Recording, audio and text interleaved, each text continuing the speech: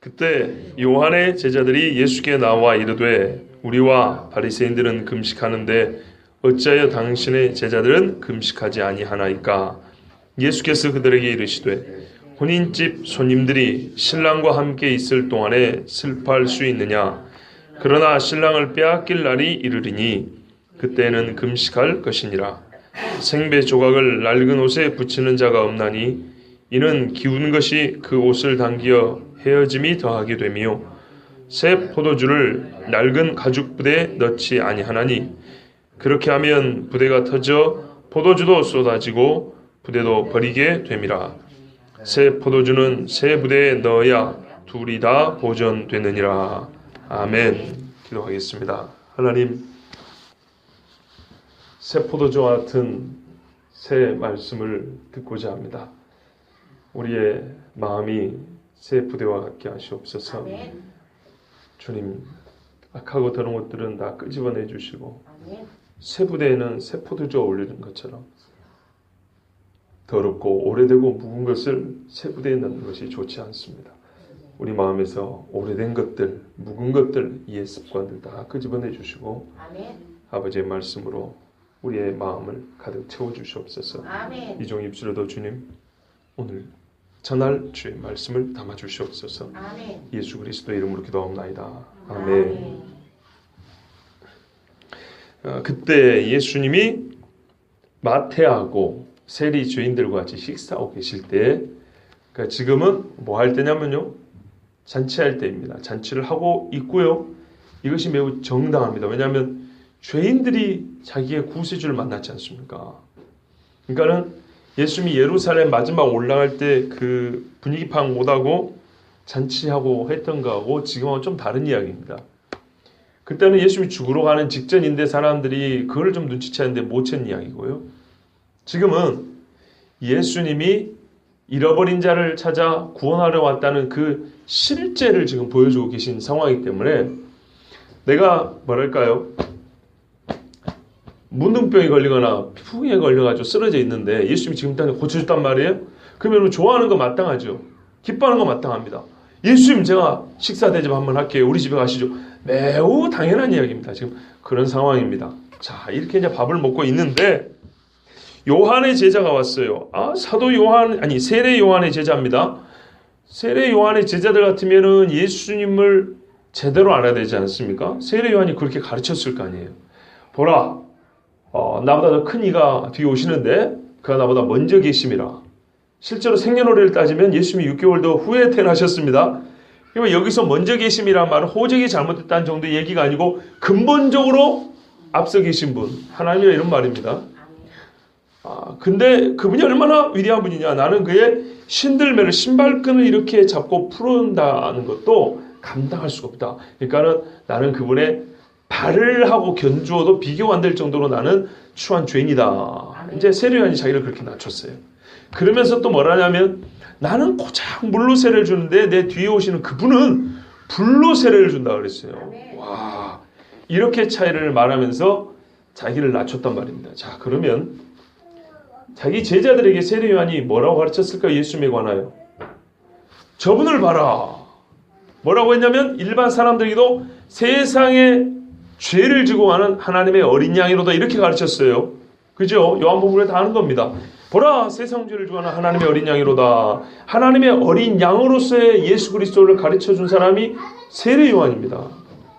그런데 뒤에 보면 나오는데 세례 요한이 헤롯한테 잡혀갖고 죽을 때가 되니까 갑자기 의심이 들었다 그랬죠. 그래가지고 사람을, 제자들을 보내요. 우리가 기다리던 이가 당신이 맞습니까? 우리가 다른 일을 기다리오리까? 잠깐 의심에 빠집니다. 그때 예수님이 이사야 35장 이야기를 해준다고 제가 그다음에 몇 번을 말씀드렸습니다. 소경이 눈을 뜨고 앉은 배가 일어서고 이거는 보라, 너희 하나님께서 구원자가 되셔서 너희 구원자 하나님이 오실 때 이루어지는 일이라 그랬단 말이에요.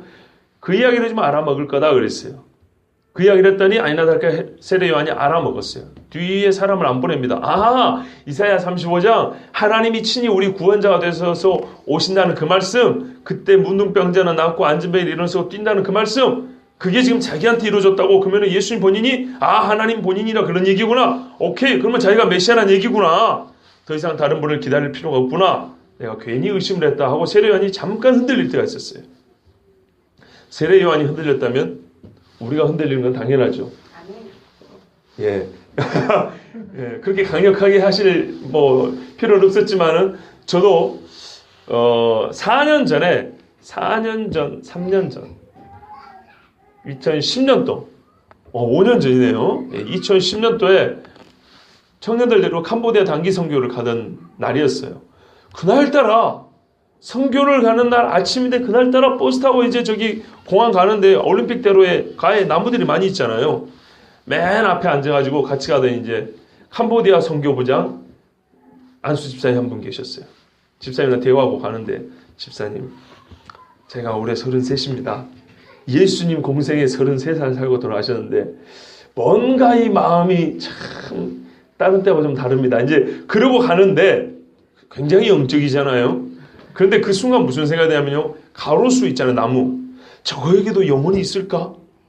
이상한 생각이 스며드는 거예요. 그러면서 차 타고 가면서 나무에게도 생각이 있을까? 나무에게 영혼이 마치 막 그런 것 같아요. 나무가 살아가지고 무슨 이게 정령숭배 사상이라고 그럽니다. 예? 우리가 보는 이 자연물에 영혼이 있고 막 사람하고 같이 막 꼴랑지 연기하면 대화가 될 거 같고 코드 꼽으면 막 영적 교류가 될 거 같고 이게 영화로도 나옵니다. 요즘 젊은이들 보는 영화에는 2010년도에 나왔어요. 그 영화의 영향이었는지 그런 영적 대화를 하면서도 순간적으로 가로수를 딱 보고 저게 영혼이 있을까? 막 그런 것 같고요. 저게 살아있는 것 같고 우리 사람과 같이 물 빨아들이고 열매 맺는 그 정도 이야기 아니고 사람처럼 살아있는 어떤 영물처럼 느껴지는 거예요. 그 잠깐 순간에 짧지만은 강력한 시험이었어요. 제가 지금도 기억하고 있잖아요. 제가 믿지는 않습니다. 사람이 살다 보면 그렇게 정말 원하지 않는 이상한 생각도 이렇게 들 때가 있어요. 옛날에 혹시 경험해 보셨어요? 연탄불 뗄 때 새벽에 연탄불을 갈러 갑니다. 그러면 몽롱한 상태에서 마치 내 속에 또 다른 누가 있는 것 같아서 막 말을 걸고 막 이상한 대화가 혼자 머릿속으로 대화가 되는 그런 경험 해보신 적 있으세요? 저는 몇 번 있는데 아마 있을지 몰라요. 연탄 가스 때문에 그런지 모르지만 그 새벽에 몽롱한 상태에 추워 죽겠는데 연탄불 갈고 이렇게 막 하다 보면은 괜히 뭔가 이제 생각이 막 이제 시작이 되잖아요. 그러다 보면 내 안에 누군가가 내가 평상시 하지도 않는 말을 계속 이어나가요. 또 가끔 잠잘 때도 그렇죠. 그럴 때 과연 우리가 영적인 존재라는 것을 시감하게 하는데요. 자칫하다가는 정말 마음을 불편하게 하고 막 불안하게 하는 이상한 생각들이 마음에 파고들 때가 있어요. 제가 왜 이런 말씀 드리냐. 천하의 세례 요한도 자기가 감옥에 갇혀가지고 죽을 날이 가까우니까 사람이 불안하고 무섭고 그러니까 예수님이 진짜라면 문제가 안 되는데 예수님 만약에 가짜라면 자기가 지금 살아온 이 젊은 청춘을 준 게 너무 허무하고 억울하지 않습니까? 그래서 그랬는지 저래서 그런지는 우리가 구체적인 걸 모르지만 세례 요한도 흔들릴 때가 있었다 그 말입니다. 흔들릴 때가 한 번씩 있었어요. 자, 그럴 때 예수님이 직접 세례 요한 제자들에게 말해 줬어요. 가서 전하라고. 그런 것처럼 제가 아까도 말씀드린 대로 주변에 성령과 지혜가 충만하고 믿음이 견고한 사람이 있어야 된다 이 말입니다. 예수님은 아니지만 그도 흔들릴 때 내가 한마디 해줄 수 있고 내가 흔들릴 때 그가 내게 한마디 해줄 수 있는 그런 사람이 확실히 필요합니다. 자, 그런데 지금 봐보세요. 이 이야기와 그 이야기가 무관하지 않습니다. 세례 요한의 제자들이 예수님 앞에 와가지고 좋은 소리를 한 게 아니에요. 왜? 당신의 제자들은 금식을 안 합니까? 하고 따져 묻는 거예요. 여러분, 바리새인이 예수님한테 따져 묻는 건 이해가 되는데 세례 요한의 제자하면은 세례 요한과 거의 동급으로 놓으면 되는 겁니다.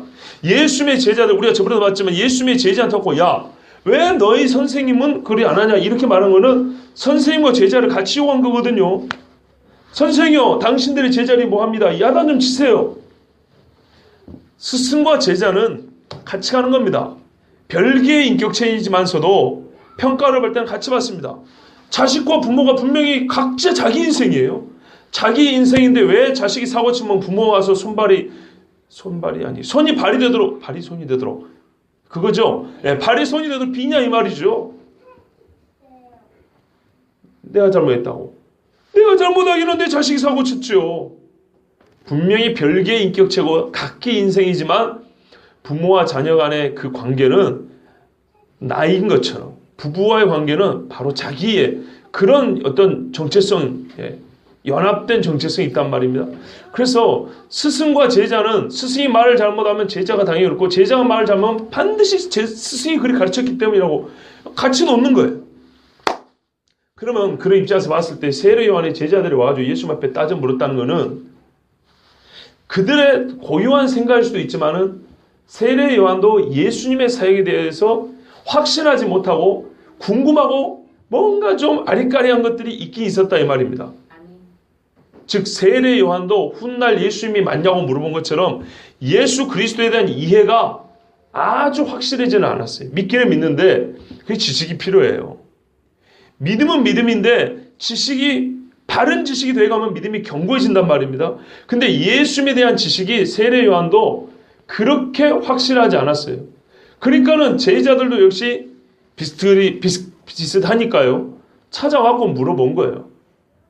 왜? 바리새인은 금식하고 우리도 금식하는데 당신의 제자들은 금식하지 않습니다. 요한의 제자가 예수님의 제자 사도들한테 물어본 게 아니고 예수님 앞에 직접 물어봤다는 걸 여러분 눈여겨보셔야 돼요. 매우 당돌하죠. 그죠? 제자면 제자들끼리 물어봐야 되는데 제자가 자기 선생이 높여 부른 선생 중에 선생인 예수님 앞에 직접 따져 물은 거예요. 이 말은 매우 불만이 많다 이 말입니다. 그런데 봐보세요. 바리새인과 우리는 금식하는데 금식 문제에 있어서만큼은 세례 요한의 제자들도 바리새인과 같은 입장이었다는 얘기입니다. 그럼 누구한테 배웠을까요? 세례 요한에게. 세례 요한도 금식 문제만큼은 바리새인과 별로 다른 이해를 비슷한 생각을 갖고 있었다는 얘기입니다. 그러니까 이게 예수님하고 같아요, 달라요? 달라요. 제가 진짜 존경하는 사람입니다. 세례 요한은. 너무 존경해요. 천국 가면 1번으로 만나고 싶은 세례 요한이에요. 왜냐하면 젊은 나이에 죽었지만 그 사람은 속된 말로 세상이 뭔지 세상의 즐거움을 이만큼도 맛도 못 보고 젊은 나이에 죽은 사람이에요. 진짜 예수 그리스도 때문에 태어날 때부터 그래서 죽을 때까지 그러고 죽은 사람이에요.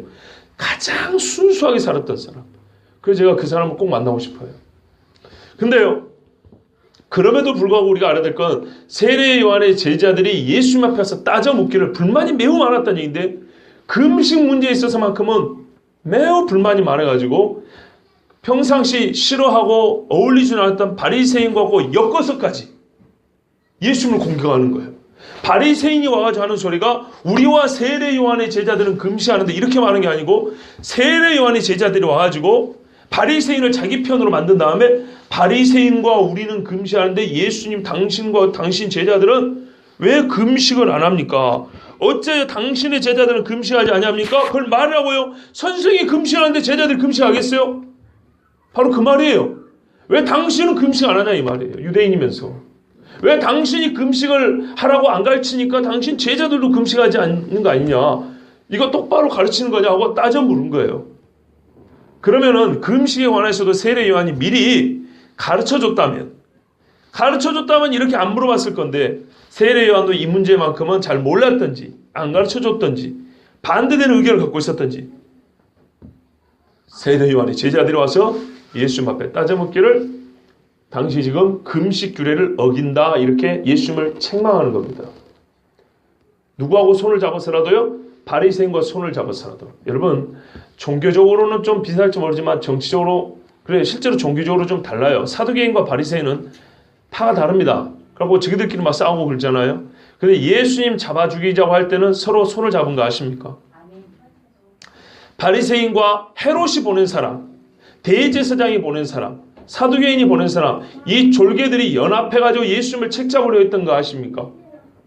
예수님을 책잡으러 할 때는요, 자기들끼리도 적이지만은 공통의 적이 예수님이기 때문에 서로 연합을 합니다.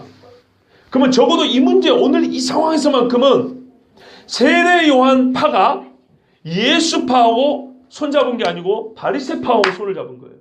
이런 기가 막힌 일이 일어난다 이 말입니다. 종말에 여러분 놀라지 마세요. 교파들 중에 대한예수교 장로교 안에 통합측이 있고 합동측이 있고 고신이 있고 침례가 있고 감리교가 있어요. 어디가 먼저 마귀하고 손잡을지 모릅니다. 그런데 역사적으로 볼 때는요, 일제시대 때 말입니다. 일제시대 때, 그때는 통합합동 고신이 안 나눠졌을 때 그냥 장로교였어요. 대한예수교 장로회, 대한예수교 감리회, 대한예수교 침례회, 대한예수교 성공회 이렇게 나눠져 있었는데, 그때는 장로회가 제일 마지막에 뭐 종이 한 장 차이인데 제일 마지막에 신사참배를 가결했어요. 다른 교단이 앞서놨고 카톨릭은 뭐 처음부터 반대도 안 했고요. 자랑할 건 아니고 부끄러운 이야기입니다. 그리고 나중에 이제 갈라졌죠. 신사참배 한 사람들하고 안 한 사람들하고 갈라진 게, 신사참배 안 한 사람들끼리 모인 게 고신입니다. 그래서 혈통적으로는 상당히 깨끗하고 존경할 만한 사람들입니다. 존경할 만한 사람들이에요. 제가 고신파는 아니지만 고신교회 옛날 어른들은, 지금은 뭐 니나나랑 별 차이 없어요. 근데 옛날 어른들은 상당히 존경받아야 되는 분들이라고 저는 그렇게 개인적으로 생각합니다. 개인적인 의견입니다. 자, 하여튼 예수 그리스도와 연합한 사람 또는 무리인 줄 알았지만 종말에는 이렇게 어떤 문제에 반대가 되면 예수님과 대적하는 수도 있습니다. 혹은 그 전에 우리가 개인적으로 그럴 때 있다고 생각해보세요. 어떤 설교는 내 마음에 딱 맞아. 근데 어떤 설교는 나하고 좀 안 맞아. 그러면요, 그때는요, 맞든지 안 맞든지 옳은 이야기인 걸 봐야 되는데, 그거는 2번이 돼요. 항상 그래요. 사람은 감정이 앞서게 돼 있어요. 그래서 감정적으로 안 맞으면 그 뒤로부터는 에이 몰라 그래요. 이거는 똑같은, 저도 그렇습니다. 저도 그래요. 그런데 이제 여기서 성숙과 미숙의 차이가 나는 겁니다. 성숙한 사람은 그럼에도 불구하고 듣거나 그럼에도 불구하고 자기 자리를 지킵니다. 그리고 다시 한번 생각해 봅니다. 내가 잘못 생각하고 있을지 몰라라는 이런 재고의 여지가 있는데, 미숙한 사람은 그 시로 토라져 버립니다. 그러면서 하는 소리가 나더라고 하는 소리지, 이렇게 이제 나오는 거예요. 그런 게 아니에요. 그렇게 생각하면 학교 선생님도 애들을 못 가르치고 목사들도 설교를 못 합니다. 그건 다른 이야기입니다. 그런데 하여튼 우리가 주의해야 될 것입니다. 정말 일단 여기서 놀라야 돼요. 세례 요한파가 예수파한테 지금 대항을 하고 있다는 이 사실에 우리는 복음서에 이런 일도 기록이 되어 있다, 이런 일이 있었다는 것이 정말 놀라운 일이 아니냐 이 말이죠. 사람이 어떤 존재인지를 일단은 알고 넘어야 됩니다. 이렇게 연약합니다. 자, 그런데 이제 이렇게 따져 물으니까 예수님이 그랬어요. 예수께서 그들에게 이르시되 혼인집 손님들이 신랑과 함께 있을 동안에 슬퍼할 수 있느냐? 그러나 신랑을 빼앗길 날에 이르리니 그때는 금시할 것이니라. 그러면 예수님이 금식 자체를 반대한 건 아니네요. 그죠? 여러분, 우리가 일찍이 산상수훈에서도 배웠지만 금식할 때 머리에 기름 바르고 힘든 티를 좀 되도록이면 적게 내라 그랬어요. 자기 금식한다고 막 티내지 마라 그랬어요. 이게 뭔 말입니까? 예수님이 금식 자체를 반대하는 건 아니라는 말이에요. 그러니까 예수님과 지금 세례 요한의 제자들과 싸움은 금식을 해야 되냐 말아야 되냐의 문제를 얘기하는 게 아니에요. 다른 이야기를 하자는 거예요. 율법에 그러면 금식이 있어야 되겠죠, 적어도. 왜냐하면 세례 요한 지금 유대 바리새인과는 율법대로 사는 사람들이니까 율법에 근거할 때 금식이 기록이 돼 있어야 돼요. 그리고 예수님이 그걸 부정하지 않기 때문에 금식은 오케이, 이렇게 돼야 되는 거죠. 근데 율법에 금식 이야기가 없습니다. 금식할지니라가 없어요, 율법에는. 그런데 실제로 율법서의 금식의 사례는 있습니다. 어떤 경우입니까? 모세가 시내산에 올라서 40일 금식. 그때 왜 금식했죠? 하나님이 금식하라 그랬습니까? 아닙니다. 그때는 올라갔는데 먹을 게 없었어요. 그리고 하나님이 하실 말씀이 많았어요. 돌판만 받아온 게 아니고 40일 내내 침묵하게 했다가 막판에 돌판에 새겨주고 가라 그랬을까요? 40일 동안 하나님하고 대화했지요. 대화, 여러 가지 이야기라고 기도되고 대화됐을 거 아닙니까? 그런데 물 한 모금 안 마셔도 하나도 안 힘들게 해주셨어요. 나 금식기로 한다. 이놈들 보니까 기도 제목이 너무 많네. 힘들어. 그래 작정하고 금식기도 하러 한다고 기도원 올라간 거 다른 이야기예요. 금식을 하러 올라간 게 아니고 하나님이 불러서 올라갔는데 금식이 된 거예요.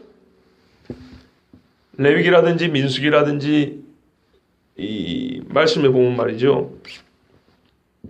금식의 말씀이 없고 대속죄일 7월 10일에 있는 대속죄일 날 너희는 스스로 괴롭게 할지니라 이런 말씀이 있어요.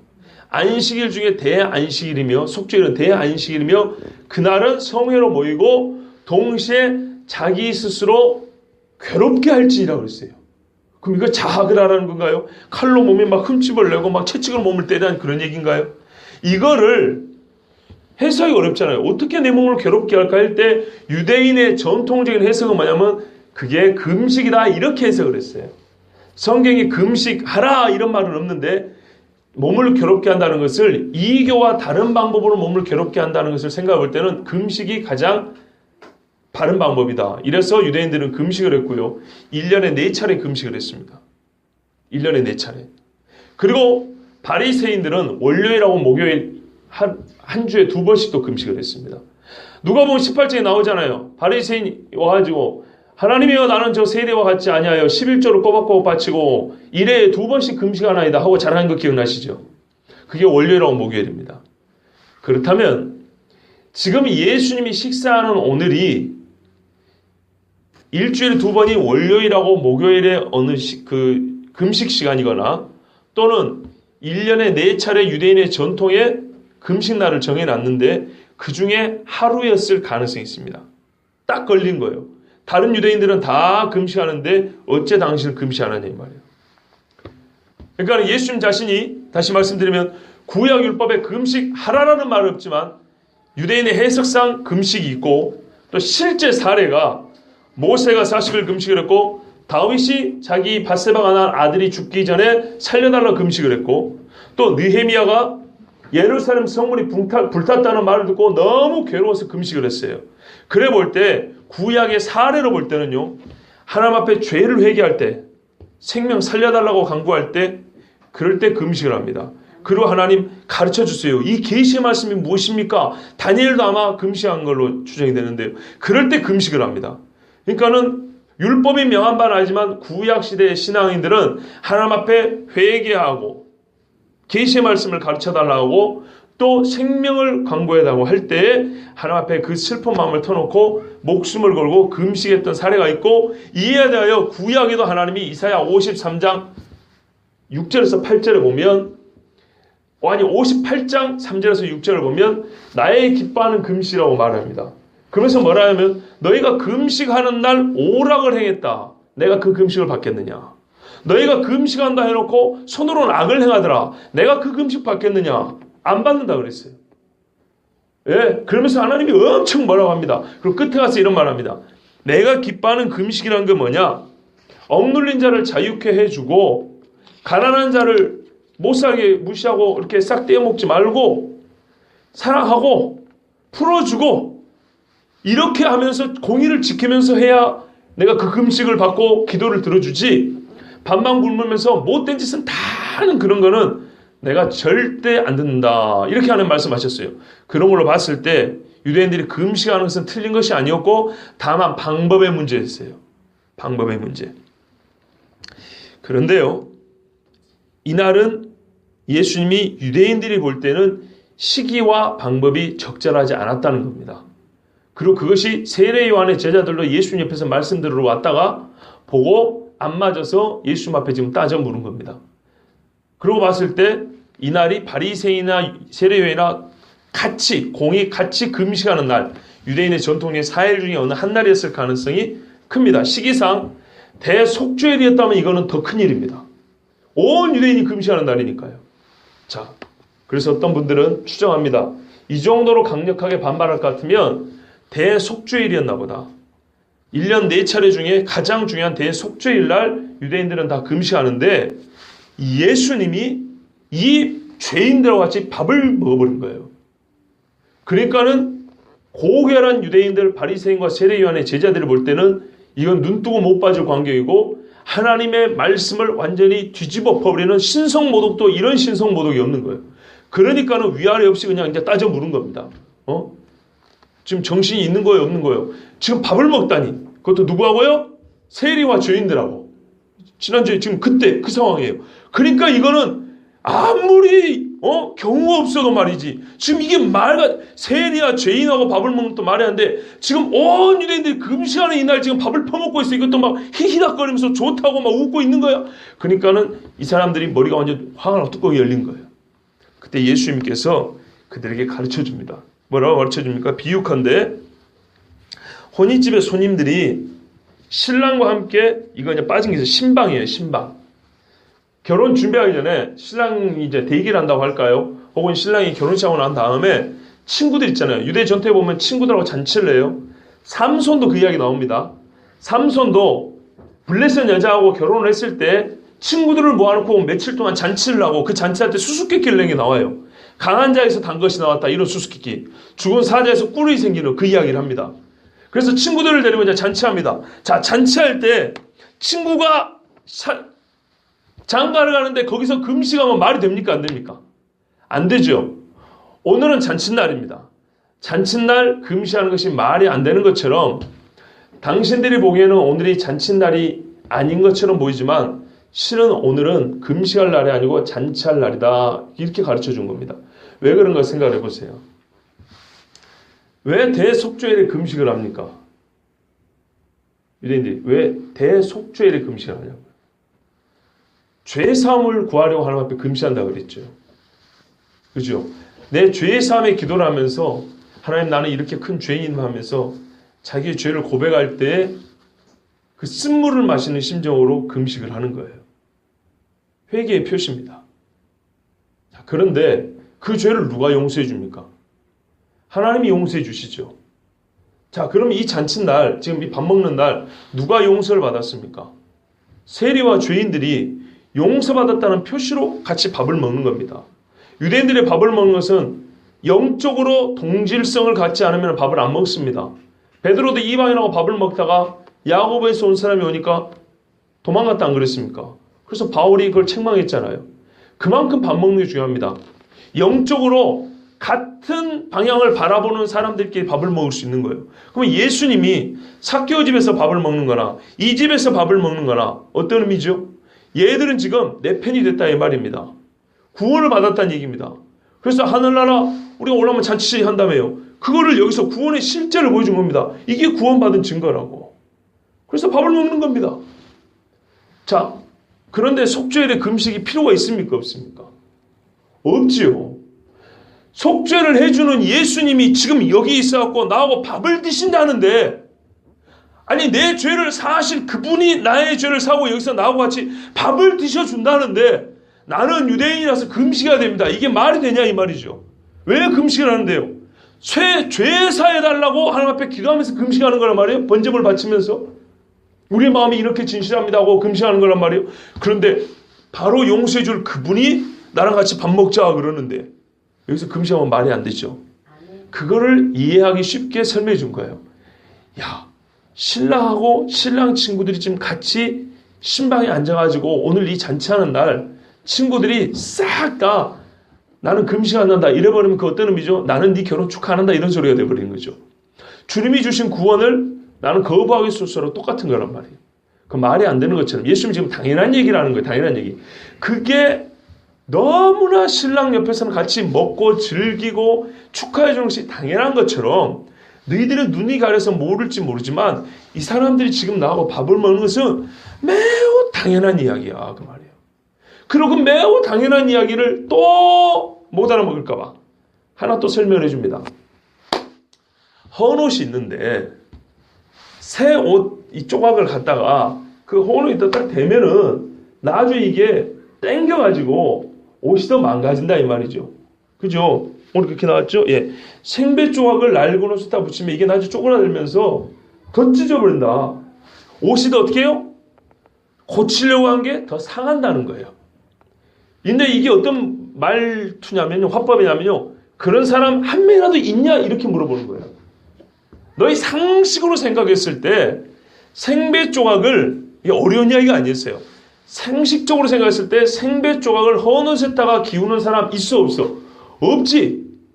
그건 너무나 당연한 얘기지. 두 번째, 새 포도주를 담가가지고 이제 발효를 해야 되잖아요. 그러면 사가요, 그죠? 발효니까 삭게 돼 있는데 이 헌 부대가 잘못되면 뻥 뚫리게 돼 있단 말이에요. 가스하고 삭고 그러면서. 그럼 새 부대에다 담는다 이렇게 말해준 게 아니고 말투는 이런 말투예요. 어떤 사람이라도 한 사람이라도 새로 담은 포도주를 헌 부대에다 담은 사람 있느냐 이렇게 물어본 거예요. 대답을 해보라는 거예요. 없지요. 그렇게 하는 사람은 어리석은 사람이에요. 너무나 지당한 말씀을 하신 거예요, 지금 예수님이. 그런 것처럼 지금 이 사람들이 나하고 밥을 먹는 것은 매우 정당하고 지당하다 이런 말이에요. 매우 당연한 일을 예수님이 지금 하고 계시지만 영적인 이해 능력이 없기 때문에 가장 큰 문제와 시비거리가 됐다는 것을 여러분 보셔야 됩니다. 세례 요한의 제자라 할지라도 예수의 말씀을 직접 듣지 않았기 때문에 예수에 대한 이해가 떨어졌기 때문에 세례 요한은 하나님의 어린 양이라고 예수님을 그렇게 인정을 했지만 그 하나님의 어린 양이 하실 일과 그가 하신 일이 나에게 어떤 유익과 효과를 주시는지 이것에 대한 예수님의 사역에 대한 전반적인 이해가 부족했기 때문에 예수님은 세리들조차도 예수님의 제자들도 너무 당연하게 먹는 이것을 진짜 말 그대로 어떤 사람도 이런 짓을 안 하는 것처럼 너무 상식적이고 아무 일이 아닌 거예요. 그러니까 이거는 정말 문제될 게 없는 문제였어요. 그런데 여러분 바리새인도 아닌 세례 요한의 제자들이 와서 시비를 걸었다라는 것은 이거는 말 그대로 모순인 거예요. 역설인 거예요. 말이 안 돼도 이렇게 안 될 수가 없어요. 만약에 예수님이 진짜 잘못한 일을 했다면 그런 일도 없겠지만은 이게 잘못한 건지 잘못하지 않은 건지 거의 경계선에서 왔다 갔다 했다면 보는 눈에 따라 다를 수도 있겠지만 적어도 세례 요한의 제자 정도 되면 이날 같이 즐거워야 정상이라 이런 말입니다. 예수님의 비율은 틀린 게 없죠. 예수님의 비유는 정확했어요. 실제로 이것은 아무 문제가 없는 너무너무 한 사람도 생배종을 허누었을 때 기운 사람이 없고 세포도주를 담아서 헌부됐다 담은 사람이 없는 것처럼 너무 당연한 얘기를 그렇게 하십니까 하는 것처럼 오늘 이렇게 예수님과 함께 밥을 먹는 것은 당연한 일임에도 불구하고 예수님에 대한 이해가 부족하면 그 당연한 일을 가장 잘못된 문제로 알고 예수님을 공개하게 된다 이 말입니다. 이것이 오늘 사실은 없었어야 될 일이 있게 된 거예요. 그 옆에서 예수님의 말씀도 들었고 보았고 지난주에는 그랬잖아요. 지난주가 아니고 언제였지? 주일날 그랬잖아요. 요한복음에 지금까지 예수처럼 그렇게 말한 사람을 본 적이 없습니다. 이랬지 않습니까? 바리새인의 하수인들도 와서 예수님의 말씀을 듣고 깨달음을 얻고 갔는데 세례 요한의 제자들은 이게 와가지고 시비거리를 잡았어요. 아무 문제가 안 되고 세례 요한의 영성 정도 되면은 같이 즐거워야 되는데 즐거워하기는커녕 시비거리를 잡았어요. 이게 무슨 말일까요, 여러분? 바리새인의 하수인만 또 못한 어떤 의미에서는 양심을 갖고 있었다는 얘기가 되는 거고요. 말씀의 이해를 갖고 있었다는 말이 또 됩니다. 세례 요한도 아까 초두에 말씀드린 것처럼 사람이기 때문에 부족한 것이 있고 실수가 있었지만 어느 유명한 사람을 따르는 자라고 해서 그 사람이 온전한 지식을 갖고 있거나 바른 믿음을 갖고 있다고 보기는 어렵습니다. 이 사람들은 도리어 예수님 옆에서 관찰을 해고도 바리새인의 하수인보다 못한 예수님 이해를 갖고 있습니다. 이거는 근본적으로 마음이 삐뚤어졌기 때문입니다. 예수님의 제자 중에도 가룟 유다 같은 사람이 있는 것처럼 세례 요한의 제자 중에도 세례 요한 자신도 부족하긴 하지만 세례 요한의 제자 중에도 예수님에 대하여 책 잡고자 하고 예수님에 대해 시비를 잡고 걸고자 했던 옳지 못한 마음을 가진 사람이 있었기 때문에 그 옆에서 지금까지 줄곧 보고 들어놓고도 봐놓고도 딱 건수 하나 잡히니까는 예수님을 걸고 넘어진 겁니다. 그러나 바리새인의 제자를 할지라도 바리새인의 하수인을 할지라도 깨끗한 양심으로 들으면 그렇구나 하고 마음 변하기도 하는 겁니다. 그러니까 그 사람이 어느 파에 속했는지 고신에 있든지 합동에 있든지 침례교에 있든지 제가 늘 비판하지만 카톨릭에 있는 사람이라 할지라도 그 중에는 정말 양심적으로 하나님의 말씀을 보는 사람이 있어서 정통 교파에서도 이렇게 예수님을 너무 당연한 문제를 가지고도 시비를 거는 인간이 있을 수 있고요. 우리가 보기에는 저기는 약간 좀 문제 있는 데가 아닌가 하면서도 세리처럼 누가 그럴 줄 알았습니까? 예수의 말씀을 듣고 감동한 예수님과 식사를 하는 그 잔치에 참여하는 사람이 있을 수도 있는 겁니다. 그러니까 우리는 이쪽에 속하느냐 저쪽에 속하느냐의 문제라기보다는 그러니까 어느 파에 어느 직업군에 어느 지역에 사는 사람이냐 어느 시대를 사는 이것이 문제가 아니고 예수 그리스도를 바르게 보는 눈이 있는가 그의 말씀을 양심적으로 정말 깨끗한 마음으로 받아들이고 아멘 하는가 복음서는 항상 이거를 결정적으로 해줍니다. 수로보니의 예언이라도 로마의 백부장이라 할지라도 예수 앞에서 기도응답을 받고 가죠. 어떤 사람은 유대인이 할지라도 잃어버린 자들이 얼마나 많습니까? 예? 문둥병자 10명을 고쳐도 세상에 사마리아 사람 한 사람 와서 감사한다 그랬어요. 그리고 본 백성이 믿지 아니함으로 예수님이 다시 이렇게 떠나버리시다 그랬어요. 여러분, 혹시 여러분 보시기에 예수님의 말씀이 이해가 안 되는 거 있습니까? 혹은 여러분 보시기에 어쩔 때는 제자들도 욕하고 그랬으니까요. 예수님의 제자라고 이제 제가 만약에 그런다 하면 제자라는 말 참 부담되는 이야기인데 그런다 하면은 한 목사가 하는 말 중에 뭐가 좀 안 맞는 게 있는 것 같습니까? 여러분이 아는 기존 알고 있던 지식이나 혹은 내 경험이나 아니면 나 감정이나 어느 부분에라도 걸리는 게 분명히 있을 거예요. 보십시오. 예수님이 가는 데마다 다 걸렸어요. 정통 바리새인한테 걸리지, 대제사장한테 걸리지, 일반 백성들한테도 걸려가지고 돌맞을 뻔한 적 있죠. 아니 최측근이고 자기 편인 줄 알았던 세례 요한도 의심하지, 세례 요한의 제자들도 갖고 따지지, 이런 경우가 다 있어요. 그런데요, 예수님은 한 번도 패한 적이 없고 옳지 않은 적이 없다는 거 아시죠?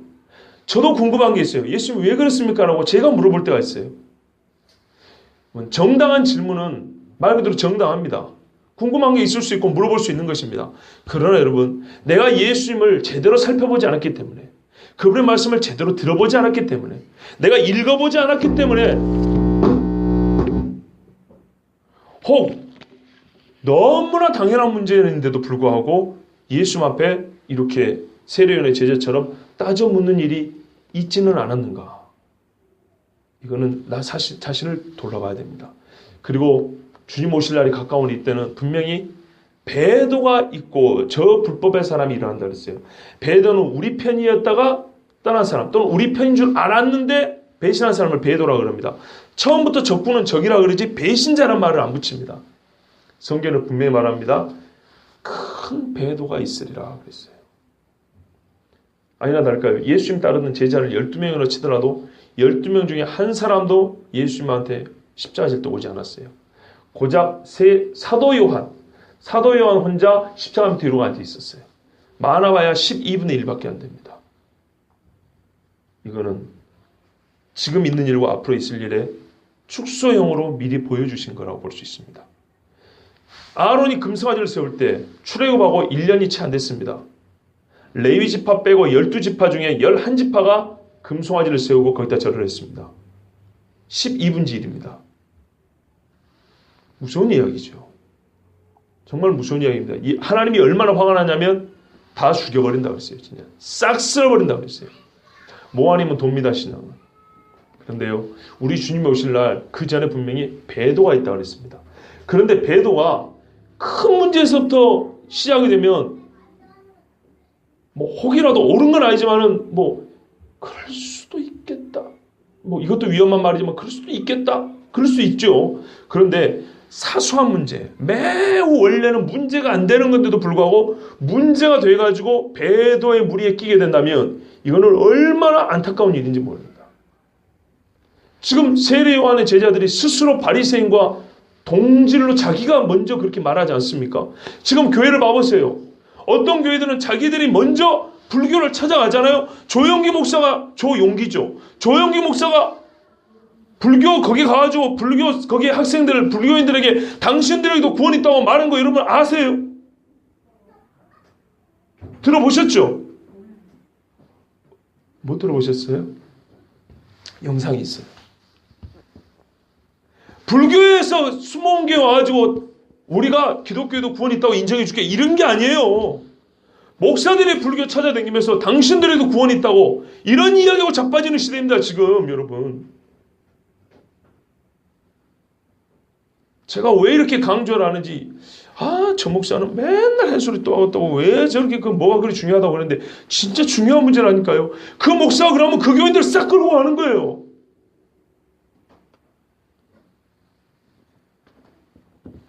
다 종교에 구원이 있다고 얘기를 하고 다닙니다. 기독교 신학서적에 불교 신학서적에 기독교에도 구원이 있단 말은 없어도 기독교 신학서적에 불교에도 구원이 있다는 얘기는 있습니다. 로마 카톨릭 교리집이 이렇게 두꺼워요. 그 교리집 841조인가 보면은 우리는 기독교인에도 다 종교인에도 구원의 문이 열려 있다고 인정한다. 1번 이슬람 저들도 우리와 같은 하나님을 섬김으로 저들에게 구원이 있다. 이게 교리집이에요.